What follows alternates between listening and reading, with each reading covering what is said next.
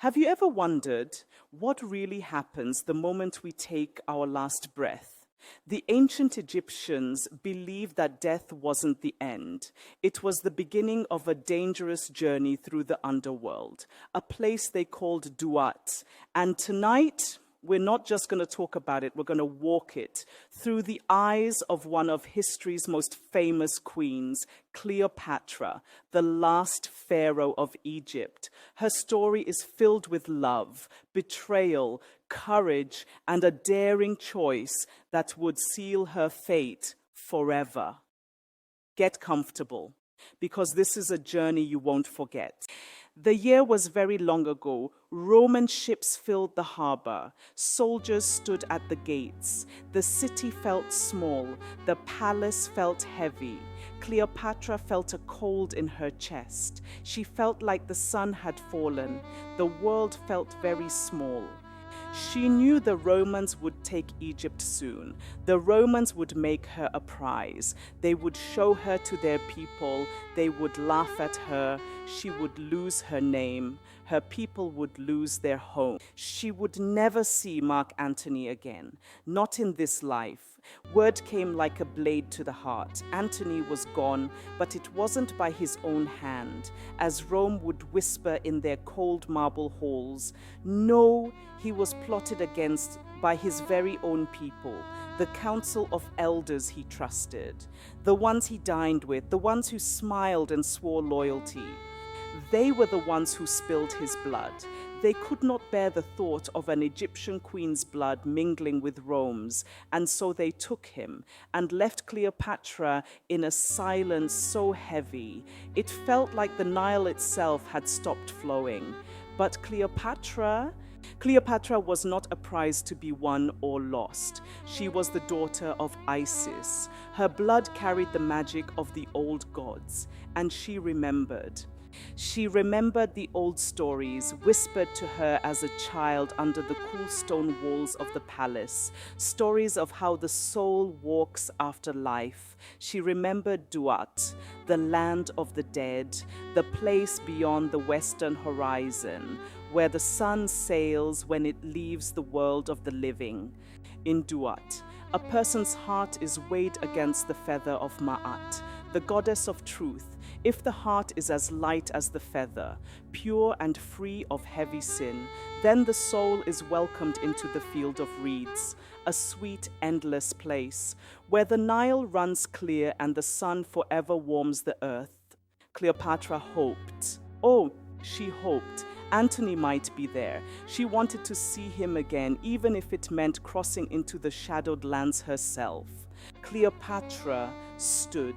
She called her two closest servants. Their names were Iris and Charmian. They were women who loved her. They had stood with her in good times and bad. My sisters, I will not be a prize in Rome. I will go where the old stories say. If you want, come with me. Iris and Charmian bowed. Their eyes were wet but brave. They held her hands. They said yes. They prepared the room. Lotus flowers were scattered. Incense burned. A small basket lay on a pillow. Inside the basket, the royal asp slept, coiled like a tiny rope. In Egypt, the asp was sacred. The snake was a protector. The snake was a symbol of a queen. Some believed the asp could open a gate between life and Duat. They set the scene with lotus and gold. The queen wore a white cloth. The two women wore white too. They sat in a circle. They held hands. They whispered a prayer to Isis, the kind goddess who cares for mothers and mothers' heart. We will go with you, my queen. Wherever you go, we will follow. We will serve you in the place beyond the stars, my queen. Hearing this, Cleopatra smiled. The servant lifted the basket. The asp lifted its head. It was not wild. It was calm. Its eyes were two small suns. One by one, they touched the snake. First, Iris. She sat very still. The asp bit her arm. She breathed. She closed her eyes. She smiled a little. Her hand went limp. She lay down, peaceful. Then Charmian, the snake, bit her. She whispered the name of Isis. Her eyes closed. She lay down too. Last was Cleopatra. She looked at the sea one last time. She held the asp's head gently. The serpent bit. Pain flashed bright for a moment. Then a warm, deep sleep came over her like the Nile's slow wave. The room faded away, the palace disappeared, light and sound melted like sugar in water. When they closed their eyes, they did not die as most people fear. They passed into another world, a wide, strange place, a night full of moving stars, a land called Duat. As they got to a gate, Anubis appeared then. He had the head of a jackal, his sleek black fur gleaming in the starlight of the Duat. Tall and silent, he carried a long staff, each step measured like the ticking of eternity. His eyes, dark and ancient, were kind but unyielding. In the old stories, Anubis was the guardian of the dead, the one who guided lost souls through the afterlife, weighing their hearts to see if they were pure. To meet him was to stand between life and eternity. Cleopatra, daughter of the Nile, you have come to Duat. To reach the field of reeds, you must pass 12 gates. Each gate has a trial. Each trial will test your heart. Cleopatra stood. She held Iris's hand. She held Charmian's hand. The three walked behind Anubis. The first gate rose like a mouth in the sand. Answer our riddles. Queen, answer well or our fire will burn your soul. The riddles were simple but sharp. They asked about truth, about kindness, and about love. Cleopatra thought of the Nile. She thought of her mother. She told the truth.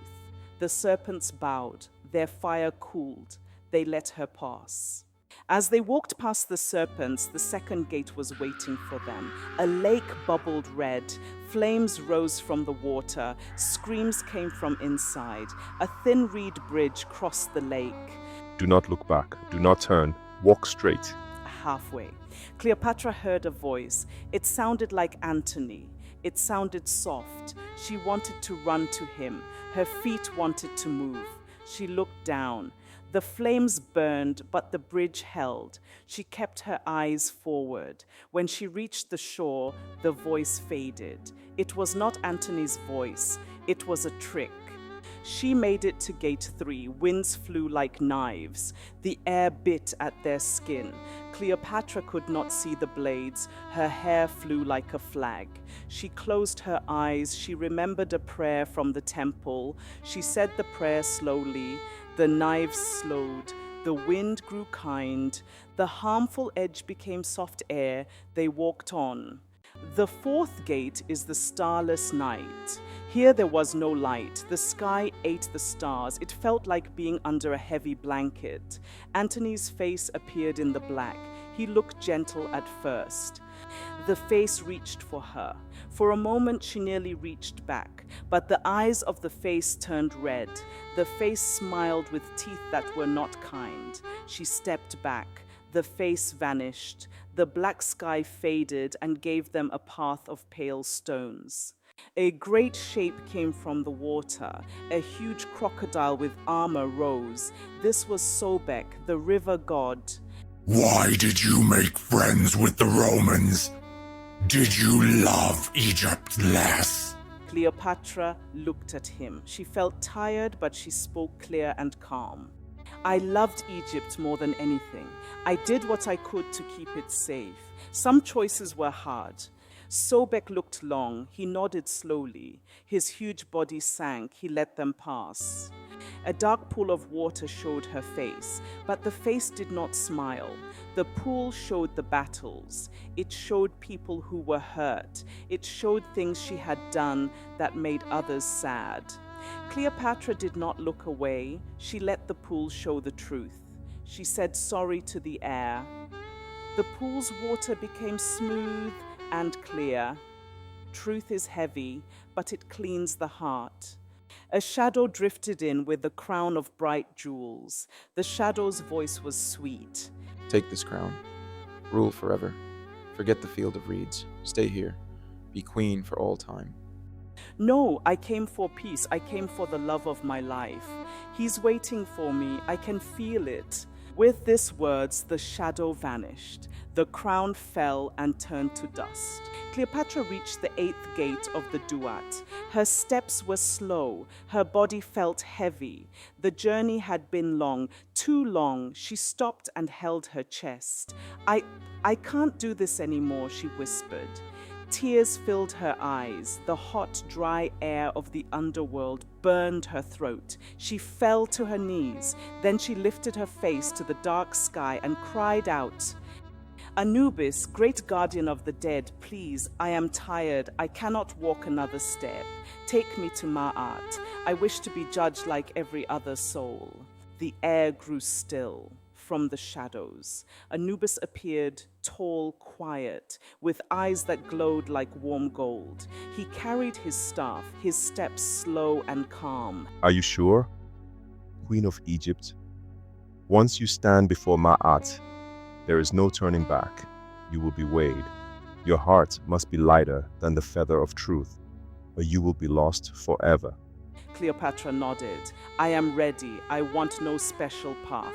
Let me face my truth. Anubis gave a small bow, then held out his hand. With one touch, the world around them shifted.